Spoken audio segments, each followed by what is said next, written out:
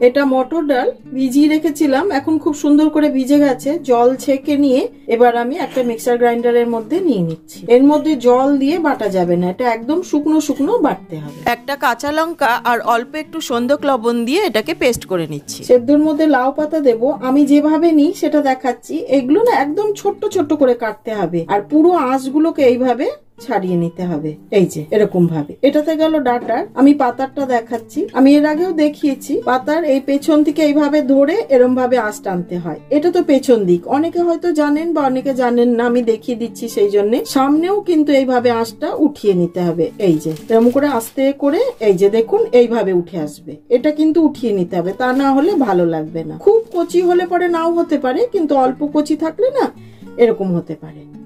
আমি দেখিয়ে দিলাম। দিয়ে এবার এটাকে না এরকম হাত দিয়ে দিয়ে ছোট ছোট করে কেটে নেব।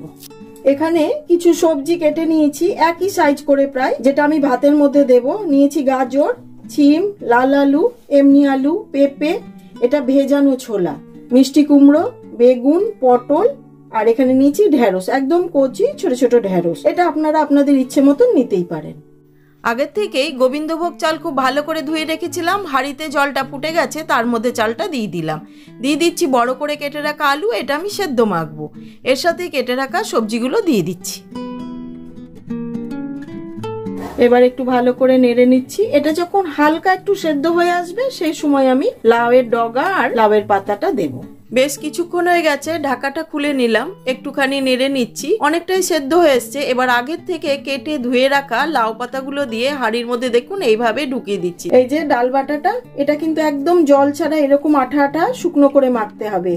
আমার ঠাকুমা এটাকে জল ঢেলা বলতো, জানি না কেন, হয়তো ঢিলের মতন হয় বলে, অথবা মুঠিয়া, এই যে এইরকম। এইবার জল ঢালাগুলো বা মুঠিয়া বা মুইঠাগুলোকে এইভাবে ভাতের মধ্যে দিয়ে দিলাম, দিয়ে একটা ঢাকা দিয়ে দিচ্ছি একটুখানি ফাঁক রেখে। হয়ে গেছে। এবার ঢাকাটা খুলে দেখিয়ে দিচ্ছি, হ্যাঁ শক্ত হয়ে এসছে।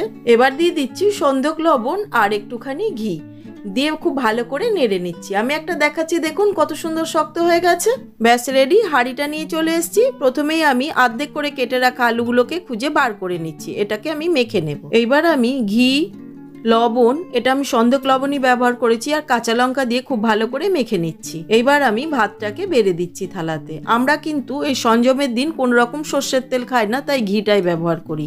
একটা মুইঠা আমি ভেঙে দেখাচ্ছি, এটা কত সুন্দর সেদ্ধ হয়ে গেছে, একদম না মোলায়েম হয়ে গেছে। ভাতের সাথে মেখে খেতে দারুণ লাগে। এই ছিল আমাদের শিবরাত্রির সঞ্জমের সেদ্ধ ভাত।